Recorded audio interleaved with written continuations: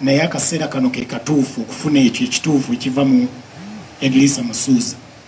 Nga sinabakwaniriza bibuuzo byammwe, ngenda kusooka okuwaayo eddakiika entono eri Eddie Kenzo ababuuzeeko okusookera ddala, ate oluvannyuma abeeko ebigambo bitono byatuyitiramukko, then oluvannyuma nja kuwa abantu ab'enjawulo omukisa okubuuza. Naye njagala okusaba ebibuuzo byaffe bijja kuba bimpimpi, naye akaseera ko bakanaba katuuse nja kuba nga mbaluŋŋamya bulungi.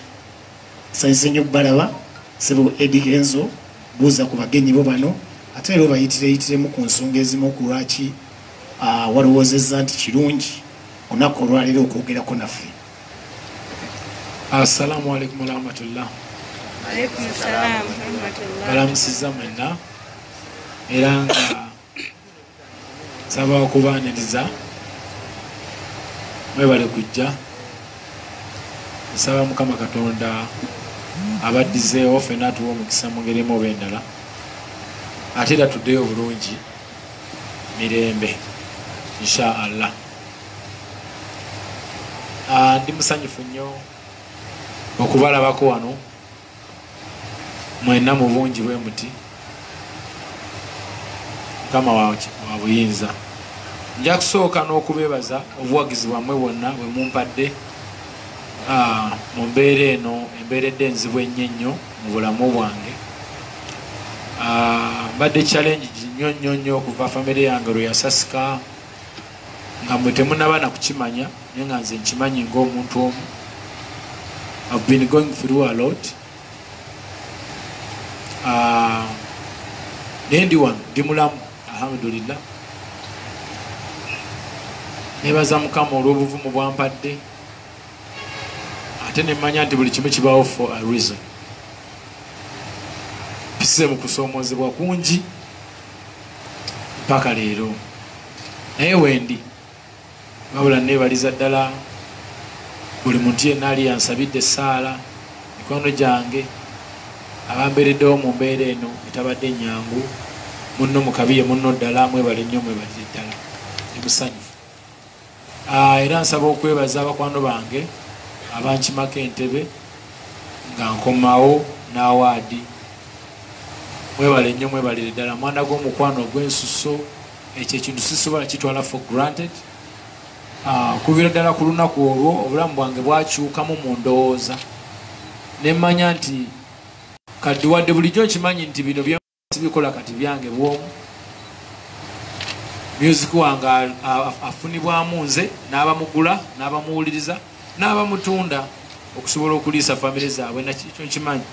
Naye kati kyandaga nti ate n'abo abatatunda music abamuwuliriza, ate nabo nyina okubaako kye mbakolera mu bulamu bwabwe, baleme kunfunamu musical only, naye basobole n'okunfunamu knowledge endala esobola okubafuula abantu ab'omugaso mu maaso.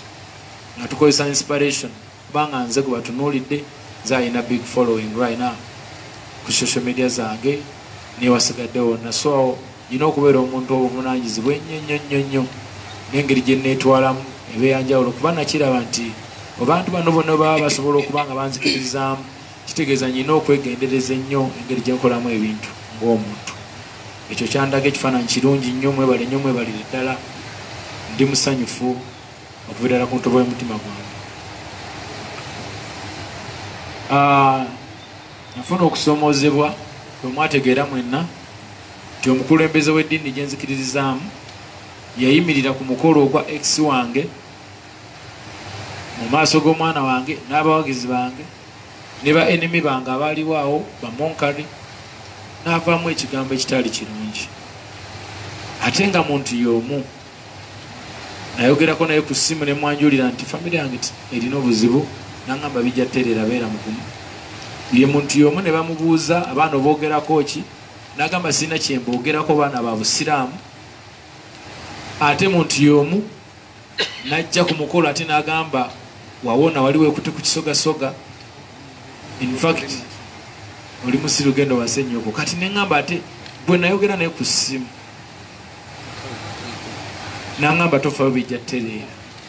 Gwe baabuuza n'agamba abaana ba busiraamu sirina kye mboogerako, ate yagambye nti wawona wakubala ekola decision into nakitunulamu nenkifumiitiriza neŋŋamba lwaki ekintu kino kiri kiti ekintu ekyo kyakasuka ebirowoozo byange wala nnyo nali nnumu okuba nti nvumiddwa mama wange kuba buli zibu kyenfunye mu nsi eno nkifunyirwa mama wange singa yaliwo osanga nandibadde someone better naye ate nga mu kulumwa nfumiitiriza lwaki omuntu ono statements ze zikyuse ekyo nakyo nakirowooza nnyo ansa sinagifuna naye naawe ali eyo oyinza ofumiitiriza maybe ansa oyinza ogifuna nze ekyannemye naye ng'ate mulila nasalawo nsabe Allah antaase musonyiwe era nesalawo nemusonyi kubanga Allah yasinga okumanya era Allah yawo ekintu ekyo nze nakifunamu ekyokuyiga nga wadde bingi bye sinaba kumanya sinaba kutegeera lwaki statement ze zakutuuka ku level eyo but still I learned something namanya bannange be baani abatali bannange be baani namanya ensi kyeki wajentwala nejendaza kyokuyiga nebaza abawagizi bange bwe nali ku live nga nkaaba ennaku enzita nakozesa ebigambo omuli n'ekya gavumenti where are you Buganda where are you zaali nnyingi naye abantu ne bapiikingamu ekigambo gavumenti where are you because bampulidde nnyo nga nkomplaining eri gavumenti ate beewuunya nnyo okulaba nti nze agiise ku last moment kyabeewuunyisa naye nga mu ekyo nali nnyina okugiyita nga wadde nkomplaining eri gavumenti naye ate nkimanyi bulungi nti gavumenti entwala I'm just a complainant as a citizen but I'm not fighting the government wabula nkomplaininga ne mbagamba nti siri mu mativu wano ne wali mbadde nsaba mukyuseemu naye nga mbadde ebbanga lyonna sibavuma sibalwanyisa siboogerera mafuukule wabula nga mpunkomplaininga mu luyimba lwange biwoobe nagimba neŋŋamba nti biwoobe eno kubanga era namwe mubiraba omuntu waba asobola okuwanika emikono ate ne basigala nga bakyamukuba nga asirenda linze ekyo kiba kiraga kifaananyi kirala mwabiraba that's a questions we have tuba twagala answer sometimes kuva mu bakulu batubule lwaki ekintu ekitu kibaawo so mba nkomplainize wabula mba siri mu kulwana gana na gavumenti so n'olwekyo abantu bangi bansekerera abalala ne bakola ki naye ate ne muvaamu ekyomukisa nti hashtag where you yagenda wala netuuka n'okugjayo attention y'omukulembeze n'agamba lwaki abantu bagamba gavumenti where you kitegeeza ki ne bamunnyonnyola ti waliwo omulenzi gw'olina okulaba eggwanga ebyamagero n'agamba nti kale mumuleete bw'abanga omukulembeze yampita nali sisobola kugaana nga wadde abantu abamu bakitutte bubi kubanga omukulembeze w'eggwanga ye mukulembeze w'eggwanga lino muzadde mu myaka ate mukulembeze mu bufuzi kubanga obufuzi buweebwa Katonda teri bufuzi butava eri Katonda. We have to respect. If you respect God, you have to respect the leader. If you respect parents, you have to respect an elder. I cannot deny the invitation. Mpozi wogamba nti mba muguddeko olutalo lwa Naggomola. And I don't think I'm ready okulwana ne government nze ndi omu eri state. I don't think I can even win. So sobola kujemera muntu mukulu ate sobola kujemera muntu Katonda gwe yalonda. Katonda yamanyi lwaki omuntu oyo wali era akyali. So nali nyina okugenda kubanga okugenda kwange ate kuyamba naddala abantu abanfollowinga ti omwana ali eyo yayegomba Eddie Kenzo bw'alaba ekifaananyi nga Kenzo alina omukulembeze w'eggwanga naye kimuwa amaanyi okukola nga agamba nange one day ndituuka ku muntu oyo nga nkoze nnyo. It's a challenge to all of us. I think it was a good thing and I thank God for that. I don't think I made a wrong decision. I feel so blessed to meet the president and we exchange something. Nayogera naye nambuuza ebibuuzo byambuuza lwaki onvuma ne mubuulira lwaki ne mugamba era nali sivuma wabula nali complaininga era bwe bagenda okuanalyzinga music wange nga temuli kivumo wabula mulimu complain. so awe tuli navaayo namunyonyola nti munnange nno nze manja era nanyagibwa naŋŋamba ekyo tujja kukimala naye mugamba naye video zenkola ziri expensive nzize ntoba nzekka naye I believe nti si yange nyina we njituusizza kubanga nyina we ntuuka ng'abantu abamu bali tebamanyi nti Uganda nsi era nga bwebagamba nti Uganda bakubuuza eri Nigeria kiri mu Nigeria oba kiriwa naye ne bategeera nti actual ensi erina ne flag erina n'abantu abalungi abagezi. I think I deserve something. I deserve a token of appreciation. Nangamba kizibu kikyofuna ne mugamba nyina obuzibu mu kumakinga music mu kushootinga videos biri expensive neetagamu ku buyambi. Omukulembeze yaŋŋamba nja kukuyamba ne mugamba nti nesinze nzekka n'abalala balina ekirooto kyekimu ne bakyalemeddwa okutuukayo lwa nsonga tebalina ssente zikola bintu biri ku standard yansi yonna. Naŋŋamba agenda kubayamba, yaŋŋamba ffenna agenda kutuyamba. So byebyo byange awo wetuli neyanza Kenzo ndowooza ebimu ku bibuuzo ebibadde bitambula bibadde mu nsonga ezo. Owa president wakimayo ki oli wa people power, lwaki wagenda ewa president ng'oli wa people power? Ebibuuzo bibadde bingi. Ekyo kibuuzo nsobola kiddamu, ekyo sooka okiddemu. Nze mpagira people power naye siri munnabyabufuzi. People power kyansanyusa. People power, our power. Amaanyi g'abantu ge maanyi gaffe. Kirowoozeeko. Tekitegeeza mbu ate nze ndi wa DP ndi wa FDC ndi wa NRM. Naye kitegeeza people power, our power. Amaanyi g'abantu ge maanyi gaffe. Bw'ogaana okukkiririza mu kigambo ekyo oba tolina maanyi naawe. Mbasi kutegedde, that simple as that. I really like the word. Sigenda kwefuula nti nze mbuuza akaseera kammwe mwabali wano kubanga mmwe muyina ebibuuzo ebingi, mwe mbeera n'abantu gye mutambulira abalina ebibuuzo, kati mwe muyitamu mmwe okutuuka ewa Musuuza. Ati njagala kufunayo ebibuuzo, njagala ebibuuzo 3 byokka.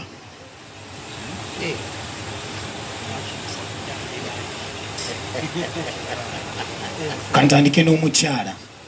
Ladies first, bagamba ladies first. Tujja kozesa kano. Ladies first. Jebaleko, amanya gange nze Mary Nambwayo nga nkola ne Bukedde TV ne Bukedde Olupapula. Ekibuuzo kyange kigamba nti mu kuyimba twakulaba mu gavana ng'oyimba ate ne Lugazi bakutimbye ogenda kuyimba, ekintu ekyo watwogerako? Neyanziza ekibuuzo kye kirungi nnyo, naye nze ndowooza olunaku lwe nayimirira ku TV ne ŋŋamba nti Seeka musonyiye kiba kitegeeza nti nja kuyimba mu actual sense. Kasita ŋŋamba nti Seeka musonyiye nenkozesa n'ekigambo nti mulilla musonyiye, awo kiba kitegeeza seetaaga kumumiitinga, seetaaga kumunoonya, naye musonyiye. Namusonyiwa kiba kitegeeza nti okuyimba nja kuddamu. Kuba ensonga lwaki nali nkimenyeewo nga ŋŋamba nti waba tasobola kuvaayo n'agamba sole. By the way, ku bibuuzo bye nnyina byebyo byebimu nagambanga nti omuntu yagamba nayogera naye ku ssimu ku video nga mulaba ndaba nemuga nyina ebizibu nanga abijja terera tofaayo. Ate ne bamubuuza bannamawulire n'agamba mubuuze eki, bali baana babusira.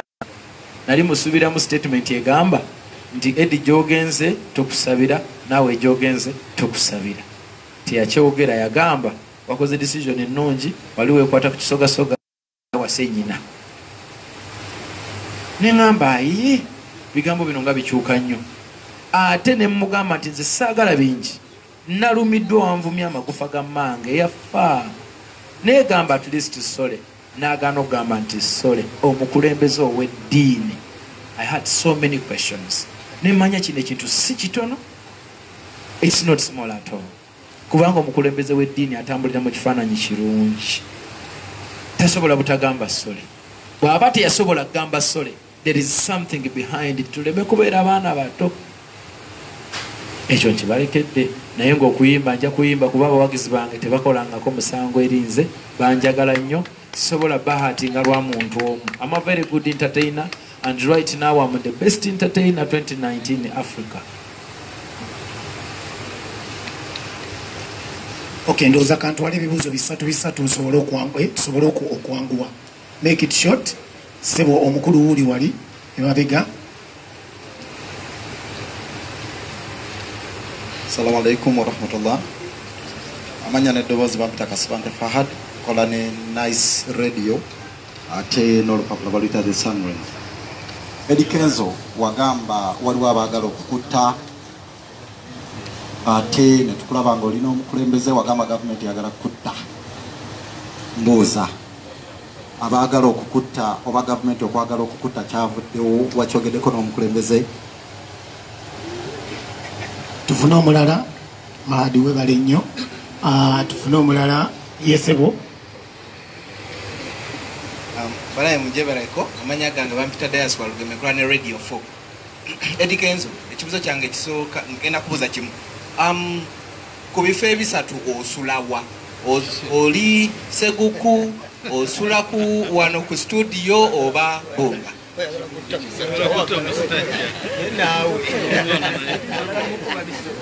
Okay. Yesebo buuza.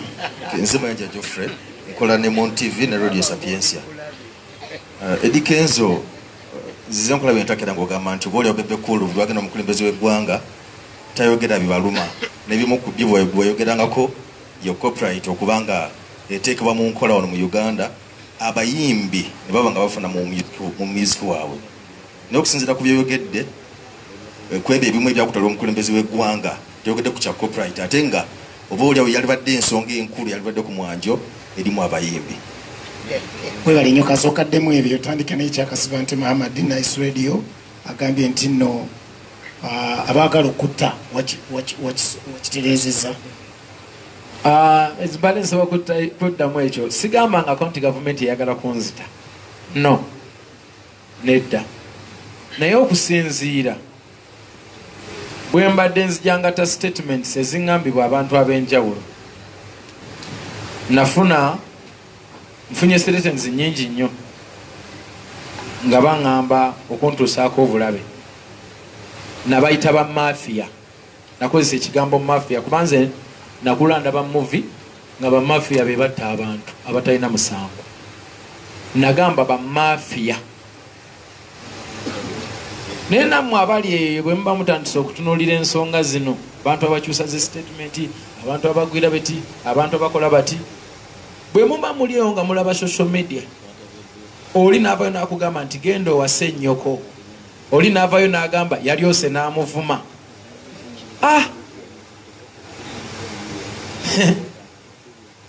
In fact, onkoze bulungi okubuuza ekibuuzo kino. Nsaba ntwala akakisa kano, nsabe gavumenti publicly nti gavumenti bw'oba omanyi nti nno ndi asset mu ggwanga lino, nga nze omu ku bantu bannayuganda abalina ttoffaali lye batadde ku ggwanga lyabwe, badde nsaba mpeebwe security.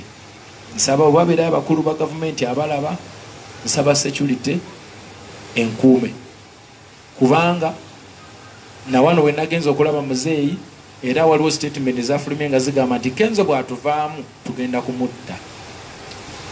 Naye nze siri politician, sikeerangako ku makya ne nangerera nti ebirongo to certain political party. Nze mpagira Bobi Wine kubanga muganda wange, ye musajja eyampa omukisa okufuuka kyendi. Nyina ensonga lwaki muwagira, okitegeera. Simuwagira lwakuba mbu is a politician. I support my brother on a brotherhood basis, okitegeera. I'm not a politician, nkiddamu I'm not a politician, I'm not a politician. Abayini ali mu bantuukirira mbakubire campaign n'enkigaana wadde baali bampa ssente mmeka. Abantu abagamba mbu nalidde enguzi, nze sikiwanti bwe bakutuma abaavondeeta. Bwe bakutuma abaavondeeta. Ebbanga lyenkoledde since 2014 when nafuna breakthrough, sente zenkolera muzimanyi passion. Mulowooza nyinza ozirya n'ezimalawo. Saagala munjogeze byamakwogera bye nnina. Naye sikiwa nti enguzi y'omukulembeze erina kyeyinza okunkola. Mukama yampa omukisa ne nfuna obuwagizi mu bantu ne bangaggawaza. Sole, kale sinagaggawaza. I'm not rich yet. but I'm not siri mu mbeera mbi. Owokubiri abadde agamba ki? Ambuuza gye nsula sijja kukubuulira kubanga bye bizibu by'endimu. Era nsaba gavumenti empa obukuumi ku mbeera eyo. Nsaba obukuumi nno obw'amaanyi nga ne public yonna ekimanyi abawagizi bange nsaba munsabire ku bukuumi eri gavumenti. I'm not safe. Mayanja mmono ogambye ku kya copyright. Copyright eno abantu ffenna tugitegeera lwaffe. Naye nze nyina engeri gye ntegeeramu copyright ng'omuntu Eddie Kenzo. Ekintu ekitunyiga si copyright. Kubanga copyright already erimu active ensi ne internet yafuula dda copyright active. You only need to submit your music in the right platforms. Does it make sense? You have to submit your music in the right platforms. Tulina Tunikoa, tulina Bani, tulina Bo Ochidi, tulina ba BMY, tulina Bani. Go and submit your music to the right platforms. Your music will be claimed and you will earn money. Naye bwe tudda mu kintu kye bayita promotional rights. Mulimu kye bayita promotional rights. Nti abantu abamu naddala ababe computer abamu. They have to, but DJ, music ono balina omuspreading. But on local basis, waliwo abantu be bayita bano bawasula bali babayita bani? UPRS. UPRS kigikakatako okusololeza abantu sente zaabwe nebawa embalirira nebawa bweyina okuzibawa. Nfe abantu abamu tetukkiriza na UPRS kubanga etubidde emyaka mingi eyo gye tulina okukwatako mu ng'ensi nga Uganda neyita UPRS n'abayimbi nebatuuza ogwo omusango ne guggwera awo. Waliwo ebintu nga birina kuggwera ku mutindo gwa Uganda. Bwe kidda mu copyright, copyright erimu active already. Gwe submitting a music we watuufu, music wajja kubeera claimed and you will earn money. President bwe nabadde njogera naye nadde sobola mugamba kintu ekyo kubanga copyright erimu active already. Wano mu Uganda bwe tuligamba tutandika okukola copyright nti abantu tebaddamu okukwata ennyimba zaffe oziwuliriza mu ssimu, tebaziwuliriza ku radio, tebawuliriza awa, kigenda kuwa omwana upcoming obuzibu kubanga okimakinga kigenda mubeerera kizibu nnyo. Tugenda tuka ekiseera tubeere nga Kenya kuba bagifuula active naye badijje basinga n'abayimbi amaanyi olw'ensonga music w'abayimbi tavuga. Okimakinga kizibu kuba music n'omuntu ate omuteeka ku ssimu, music omuntu ate omusharinga ku WhatsApp. Mbadde nsaba music tumusubmitting mu right platforms acclaimingibwe by internet wano mu bantu atambule for promotion.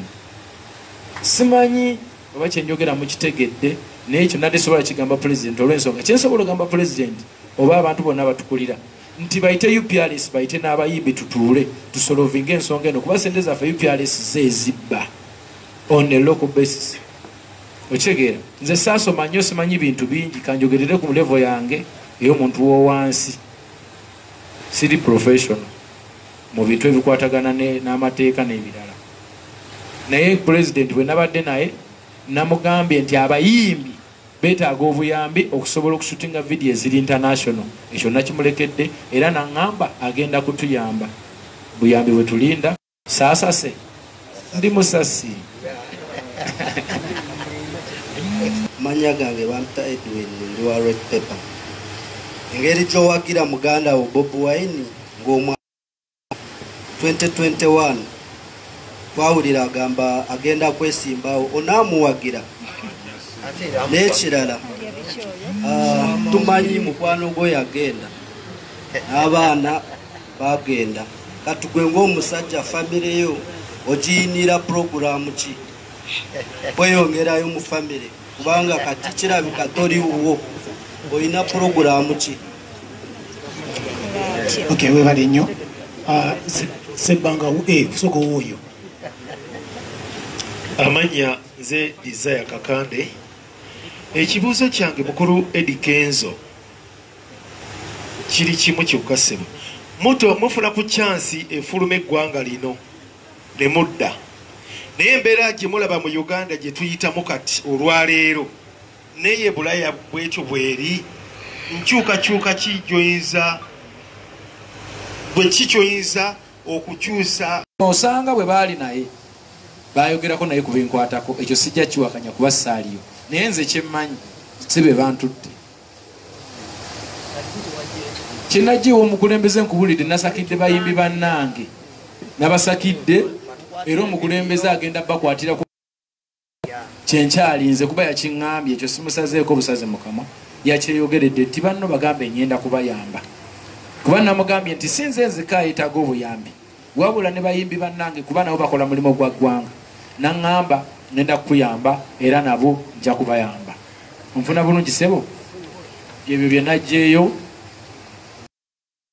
agenda kunsasula ensimbi nakolera 2011 mu stamina yanga ensonga zezimu kwezo kunyaga ate n'engeri gyendi nti siri munnabyabufuzi nagaana okuddamu okwenyigira mu bintu by'obufuzi era kampeyini nze sikyazikuba kuba betukubira kampeyini batugamba batuka bakola birala togenda kuddamu kunsanga ku politics nomwannyo ng'abantu baffe bafa kuba ate abakulembeze tubalinda baffe bo tebafa naye ate abantu baffe bafa everyday. Nze ndi muntu alina okukwata abawagizi bange bonna aba NRM aba FDC aba Jema abaki nga mbagamba nti one love, let's all get together and feel all right. Eyo yenjiri yange bwe mba sikikoze mba mbaliddemu olukwe ganda wange omulala yagamba gwe bwokyosiga kyokungula. So n'abayimbi bange nze nabasembeza oba n'abayimbi ba Uganda bonna mbawadde omukisa nyimbye nabo njogera nabo kiri gye bali okubeera creative ne batuuka ku level kwendi oba okunsingako. Nze omulimo gwange kuba wa platform nali nsaba bitusi ne mbatwale Tanzania nzikolabo zigenda fuluma ntambudde n'abantu bangi nkutte ba DJ ntambudde bweru we Uganda. I think I really have to do my part. Sichiwa nti nyinza okugamba abantu bali nti bano mubaagale ne babaagala bano be balina okuconvincinga abantu bali nti they are good enough. Does it make sense? Abawagizi bange abaasibwa Entebbe nafuna challenge y'amaanyi era nga zezimu ku nsonga ze nasanyukira okumitinga nga lino nti nayisibwa mu mbeera mbi nnyo ng'abantu abo balowooza nti ndi munnabyabufuzi. Twabonaabona baatukuba emiggo ne tear gas nga balowooza tulina political ambitions. Baasiba abantu nga 3 ne bakwata bodaboda nga 4 mwezi. Tear gas n'emiggo abantu ne giruma. Abamu nakati bakyali malwaliro tubajjanjaba. Baali bamanyi tulina political ambition naye nga ffe tetulina politics yenna twali tuze ku celebrating award tetwali political at all. Nawalirizibwa okunoonya abakulembeze maje ne mu police mbannyonnyole kikyendi bambu izingire ennaku 3 era ndi musanyufu okutegeeza eggwanga nti buli muntu gwe baasiba ali out era basobola okujja ne bampaako obujulizi. Nagaana okukola ekintu kyonna mpaka nga bavuddeyo.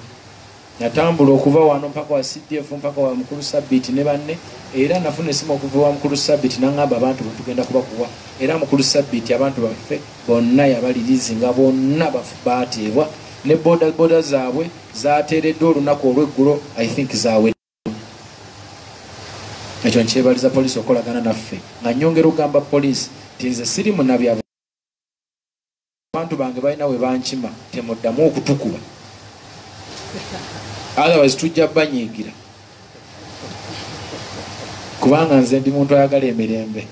I believe nze omu ku bavubuka abalowooza nti omuliro teguzikiza muliro.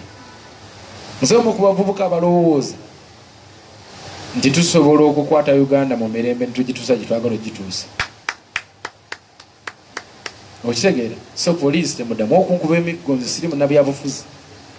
Mwebale.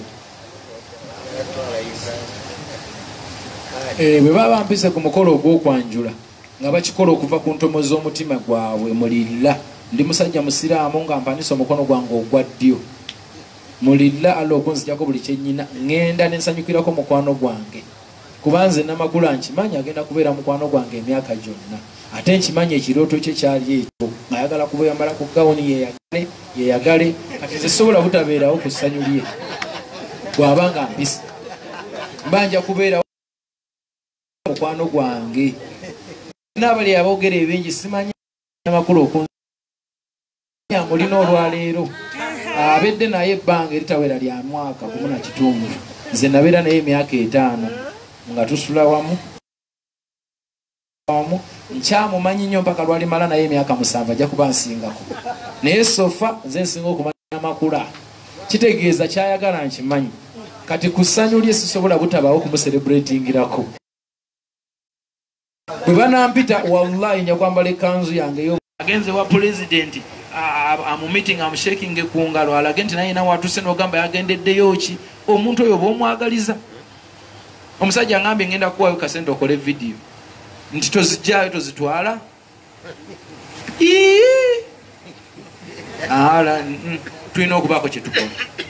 tulina okubaako kyetukola bavubuka bannange ne bannamawulire ekyo nkibalekedde bwe muba mulumirirwa ensi eno twekolemu omulimo ebyo politics tubiteeka aside tutandike okukolagana nga abooluganda kubanga kitegeeza tugenda kutandika okwetta bwe tunale nti okukuba kigenda kumbeerera kyangu kubanga at the end of the day bwema nsobola okukuvuma amagufa era nembeera proud of it n'okukukuba nenkugjamu omusaayi kisoboka ekyo nkibalekedde bantu bange nkibalekedde oba olina omulamwa gwoyinza okuleeta netukola netusobola okutaasa ensi yaffe eri mu buzibu kino kyemmanyi nkyogera ne namwe mukiraba oba temukiraba let's do something guys politics asookadde ebbali kuba bano banaye babufuzi nabo balwanira ntebe kutuula bafuna emisaala teri politician akolera bwereere akolera obwereere yeffe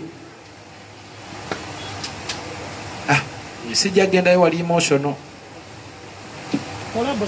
ndowooza tubyogedde byonna ekyakolabo oluyimba twalukoze nze Harmonize Chameleone Daddy Andre ne Palaso twamuyisizaamu awo twagala promotinga One Love kubanga embeera eno yali yayawula mu bawagizi baffe abange ne Chameleone na Harmonize kati nga kyekonisunze nganza omuntu akkiriza mu kwegatta nembayita nemita Harmonize Chameleone nemuyita bene bajja twakoze oluyimba nga tuli abantu nga bana batano kulu nga tulaga ekifaananyi eky'obwasseruganda ayugugwe mulimo gwenyina okukola banze sina kirala kyenyinza kukola okujjako okugoberera Kurani ne Bible Mukama yagamba nti abali awamu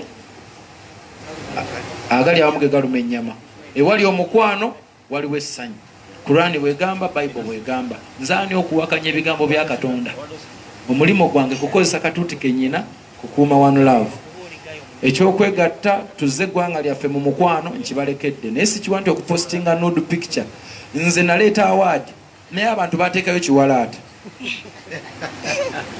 nga bonna bakipulomootinga bali happy bantu mwe muli happy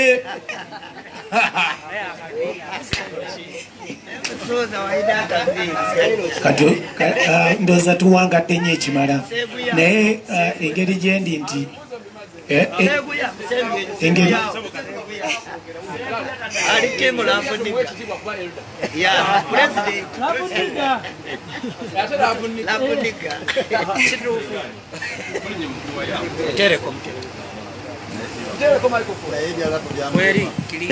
kweri kati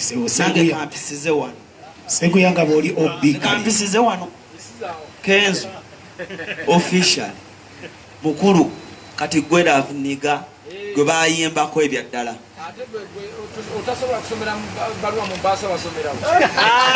seguya nga bwoli obbi kankukkirize nga obbi nange bale simanyi nti ndilavuniga kitegedde ndowooza bankuloopa tebamanyi bya famire yange naye ebbi ebyo kakati kitono nnyo ssebo kubanza bwe twali mu Amerika bingi wabiŋŋamba era nebaza abampuliriramu nti byenayogerera byebyo byennyini byenaawe byowalimbamu kale kati nga akabuuzo kange kabadde katini bw'oyogedde noga nti biri badde oyogera ku mukyala Rema nti era oli munyiivu nnyo wogambire nti nno oli singa researching and confused kati ng'oggyeko ekyono yayogera ebitakwatagana genda oyagala ennyo kubanga nange omuyimbi omu yakinvumako okwagala mama wange ate simulabangako bucanzani so nange nanyolirwamu nawe naye nze lwakuba oli yanneetondera Chameleone kakyembadde embuuza kiki ekyo ekikunyiiza ennyo ng'ogyeko ekyoyo kyeyakufa waliwo ekirala mu kutwala omukyalo muganda wange nkimanyi olina omusaayi n'omutima nfuna bulungi nze njagaliza mukwano gwange obufumbo obulungi from the bottom of my heart mwagaliza naye ne bwobeera n'omulwadde ng'okimanyi alina obulwadde obugenda okumutta oba kansa oba biki ng'owulira agamba aludde ennyo ku kitanda oba mukama amuwummuze olunaku lwafuuka aba sijja kupulitendinga nalumwa naye wadde nali mwagaliza nti essanyu likagenda alifune kuba nze qualification zisambula aye naafuna azirina so nyina okumwagaliza naye nalumwa ekyokulaba amaalu nga bwakyusa bwava mu luno bwadda mu luli kyannuma sijja kuli nze ndi honest nze kigenda oku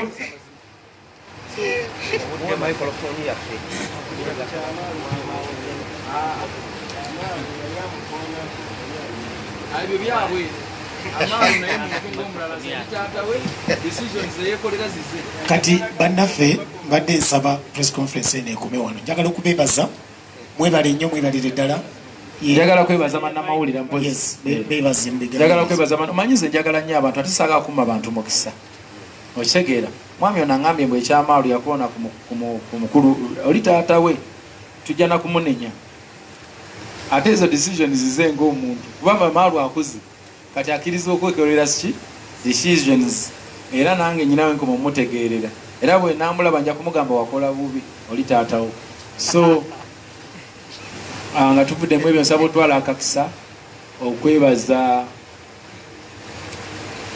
buli munnamawulire naddala abajja Entebbe mumanyi kyemwankolera mwe mukimanyi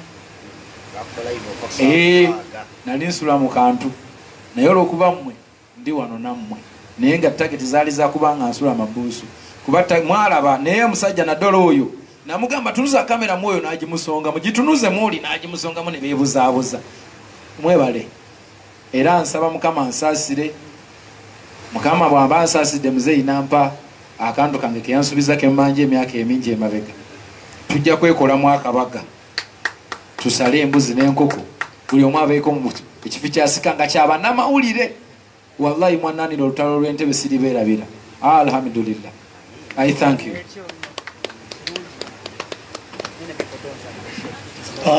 unfortunately obudde butukutte mwebale nnyo basibo ne banyawo thank you Vai,